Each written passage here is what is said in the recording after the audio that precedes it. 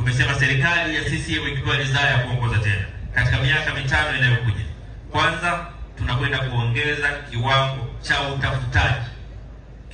cha utafutaji na utafiti wa madini yetu kutoka kiwango cha sasa ambacho eneo lilofanyiwa utafiti katika nchi yetu ni 10% pekee yake. Ndani ya miaka mitano inayokuja tunataka eneo zaidi ya 50% liwe limefanyiwa utafiti. Lakini vile tunataka katika miaka mitano ijayo madini yake mkakati, rare minerals, yaweze kuchimbwa na wananchi wenyewe, wao wakiwa ndio wachimbaji wakubwa. Tunakwenda kubadilisha sheria, tunakwenda kutengeneza sera zinazolazimisha mwananchi wa kawaida kuwa mchimbaji, akiweza tukusaidiwa na mtu wa nje kama mwekezaji mwenza na sio mwekezaji mkuu.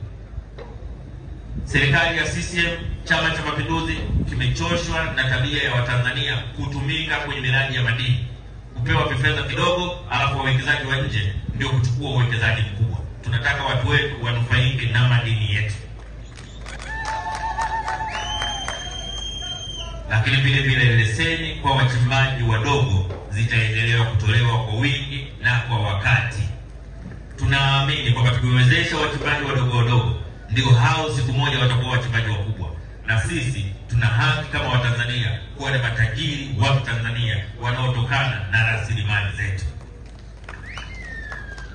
Lakini vile katika miaka mitano inayokuja tunakwenda kuimarisha biashara zetu na uwekezaji katika nchi yetu. Tumesema mikopo ya 10% ya vijana, wanawake na watu wenye ulemavu kwenye halmashauri zetu itaendelea kutolewa. Lakini tufanye mabadiliko makubwa.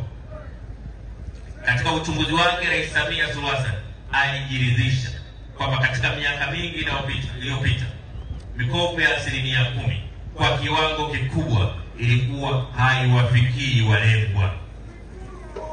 Ilikuwa iwafikii walengwa kwa sababu ya watumishi wachache wajanja ambao walikuwa wanaichukua mikopo ya watu juu kwa juu na kutengeneza majina feki na vikundi feki. Lakini sasa Rais Samia Suluhu Hassan ametengeneza utaratibu ambao mikopo hii itaweza kuwafikia walengwa. Makofi kwa Rais Samia.